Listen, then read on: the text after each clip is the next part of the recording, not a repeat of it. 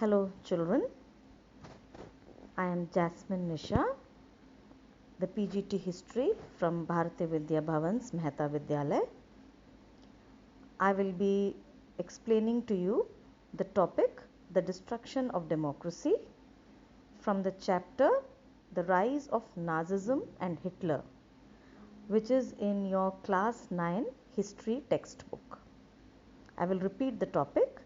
It is the destruction of democracy, from the chapter on Rise of Nazism and Hitler. The story begins, children, on 30th January 1933.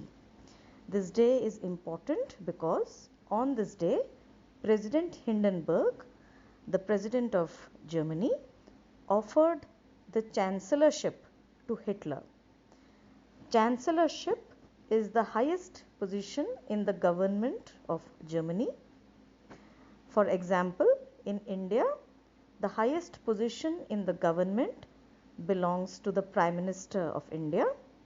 In a similar fashion, the highest position in the government for Germany is the position of Chancellor. So, due to this, Hitler now becomes the Chancellor of Germany. Hitler had already realized by this time that most of the conservative sections of German society, like the military officials and the big landowners, had gradually become more supportive of Nazi ideology. Hitler, therefore, after becoming the Chancellor, decided that he will take steps in order to gradually bring an end to democracy in Germany. This entire process began with what is called the Fire Decree. Now, what is the Fire Decree? This decree was ordered by Hitler after a mysterious fire broke out in the German Parliament building in February. After this fire, he immediately issued this Fire Decree, which in turn suspended all the civic rights of the citizens of Germany.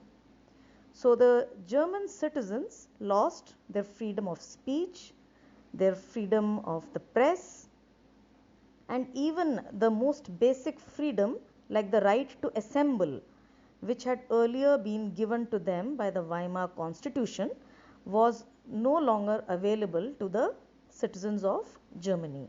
So, all civic rights were taken away from them by the Fire Decree.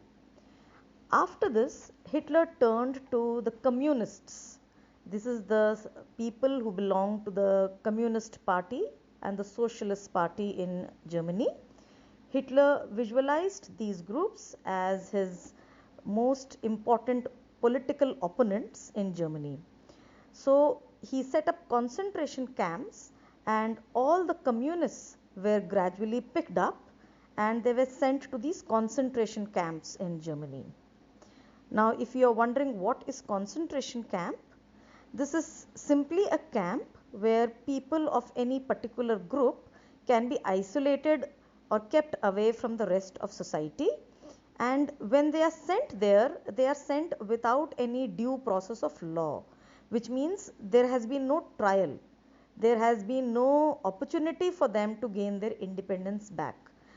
Once they are picked up by the government, then they cannot stop the process, they will be sent to the concentration camp. These camps were usually surrounded by electrified barbed wire, which means that if they try to leave or they try to climb this barbed wire fence, they will get electrocuted. In this way, most of the communists were separated from the general population in Germany. Now, we must not think that the communists are the only victims of the Nazis at this time. Apart from the communists, you will find other groups. I already spoke about the socialists, the members of Socialist Party. They are also victims. Also, people like the Jews, the people who belong to the Gypsy community, they are also some of the other victims of the Nazis during this time. In fact, there are around 52 different types of social groups who are victimized by the Nazis during this time. Now, after this, the next step was the Enabling Act. This act was passed on 3rd March 1933. This act established dictatorship in Germany, and it very formally gave all power to Hitler to rule over Germany by decree. By decree means he doesn't have to get any laws passed by parliament. As per the Enabling Act, the parliament is now sidelined, and Hitler no longer has to take any permission from parliament.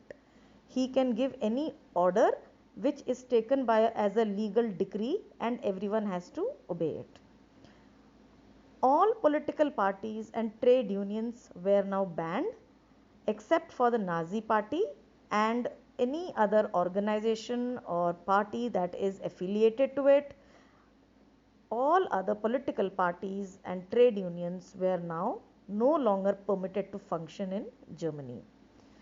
The government also took complete control not only over the economy but also over the media as well as the army and the judiciary. So the country is completely now under the control of the Nazis and Hitler. To further expand his control over the population, Hitler set up special security forces as well as special surveillance forces. These are new categories of forces which were created in order to control the population, to make sure that no part of the citizens would dare to rise up against the Nazis, and also to punish anyone who chose to speak up against the Nazis or Hitler.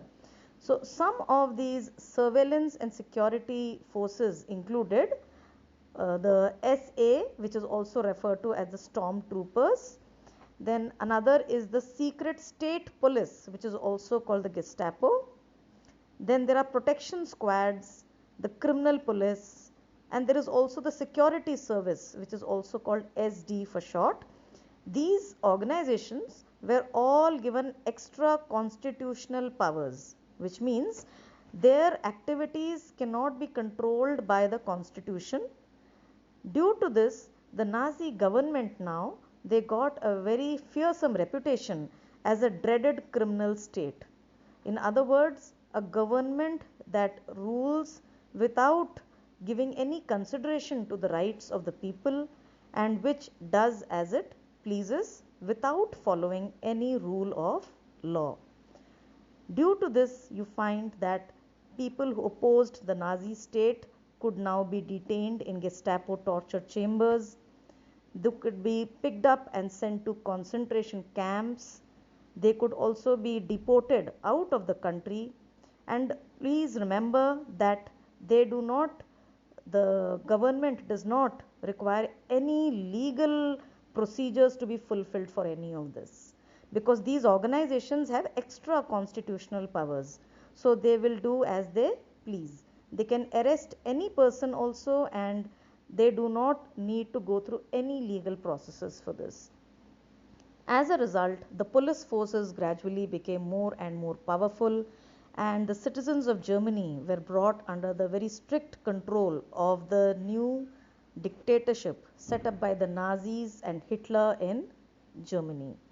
And this, my dear children, was the destruction of democracy in Germany under Nazis and Hitler. Thank you so much.